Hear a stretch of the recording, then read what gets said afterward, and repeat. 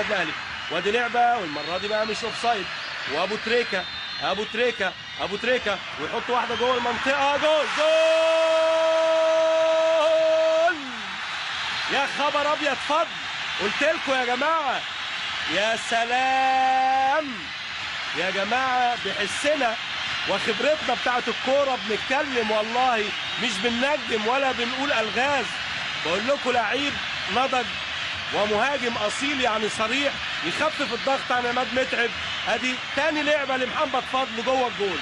الهدف الاول للنادي الاهلي، الهدف الاول عن طريق محمد فضل نجم هجوم النادي الاهلي الحقيقه.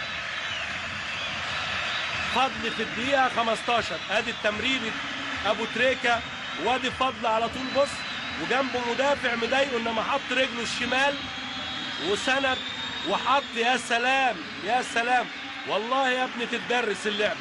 بص في الزحمه والباك حاطط رجله وهيأ لك ان الباك اللي مكملها، انما لا ده بص فضل على طول برجله الشمال اهي. ياه 1-0 للنادي الاهلي.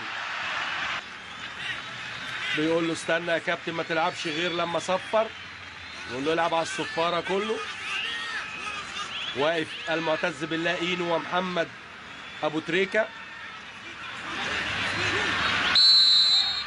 وادي ابو تريكه جول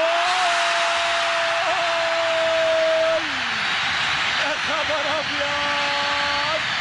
قلت لكم اداء ابو تريكه اختلف النادي الاهلي في الشوط الثاني يا جماعه، مش عايزه كلام. جول 2-0.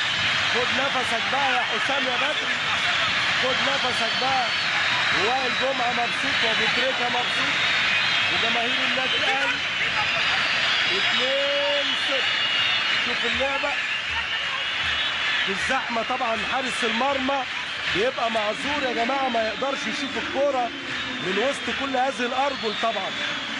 والكل لو عجبك الفيديو ما تنساش تدعمني بلايك واشتراك في القناه، والسلام عليكم ورحمه الله وبركاته.